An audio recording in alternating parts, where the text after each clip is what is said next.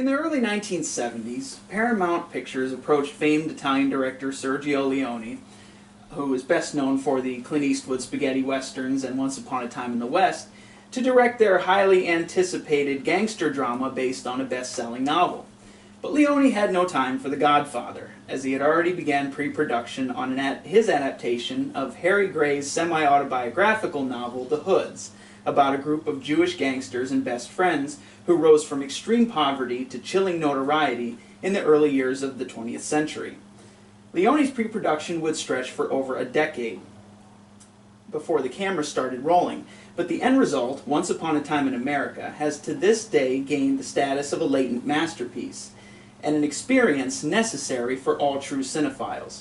A gritty modern opera wrought with brutality, poignancy, and twisting ambiguity, Leone's sprawling epic may never be as celebrated as The Godfather, but anyone who commits to the 251 minutes in Sergio Leone's Lower East Side will never forget the violence, the heartbreak, or the orchestral flow that symbolizes one of the greatest stories ever told on celluloid. In this speech, I will be discussing the controversies behind the making of the film, testimonies from critics, and reasons why this film should be on everyone's must-see list. Sergio Leone's perfectionism and loyalty to the project began in 1967 and did not end until the film debuted at Cannes Film Festival in 1984. According to the Internet Movie Database, he became enthralled with the original novel, written by Harry Gray, whose real name was Herschel Goldberg, and Gray wrote this novel in prison. The novel is told episodically, focusing on what the poet Wordsworth called spots of time, rather than a clear linear flow. Some of the events in the novel seem to happen one after another, but actually happened over a span of years. Once Leone met Gray, he became enthralled by him as well, as Gray was very taciturn and refused to answer too many questions in detail, and Leone suspected that many of Gray's experiences were actually glamorized by his own inspiration from old Hollywood gangster films. And it was through this meeting that Leone decided to add the third chapter to his movie, which was not featured in the novel, which was the leading character looking back in the 1960s upon his life. But Leone's intentions were not to make another gangster film, but to honor America and American cinema with a dreamlike, illusionary tale that was true to the imagination of cinema rather than strictly true to life. After a decade of misfires and rejected scripts, including one by Norman Mailer, Leone finally began production in 1982 with help from risk-taking producer Arnon Milchan and leading man Robert De Niro.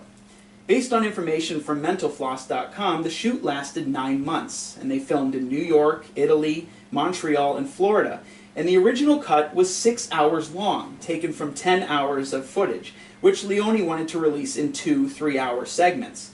But of course in the 1980s, production company balked against such an idea, and Leone was forced to cut down to 269 minutes, and again to 229. This 229 version was the one shown at Cannes, and it received a 10-minute standing ovation. But by the time the film reached the United States, the production company butchered it down to 139 minutes, and put the film in chronological order, which severely damaged its impact and turned it into a huge commercial and critical flop.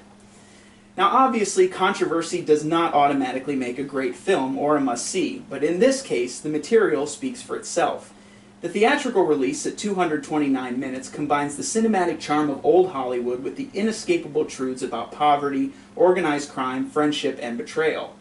The plot focuses on David Noodles Aronson, played by De Niro, a New York Jewish hood whose story is told in 3 eclectic parts: his childhood in the early 1900s, the Prohibition era, and his senior citizen years in the 1960s.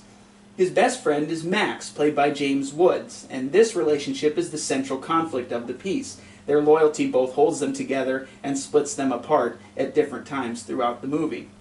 And there are cameos in the film from such actors as Joe Pesci, Burt Young, and Treat Williams, and an incredibly powerful performance by Tuesday Weld.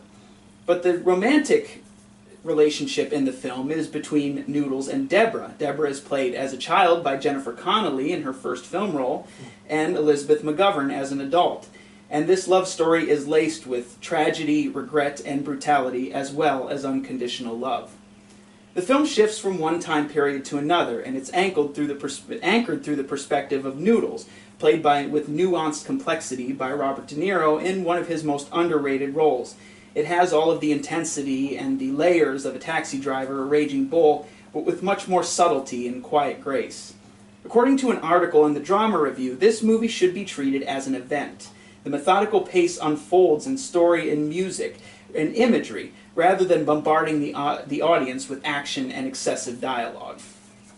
The ending of the film remains one of the most ambiguous in film history, and according to the documentary Once Upon a Time, Sergio Leone, the director intended it to be this way.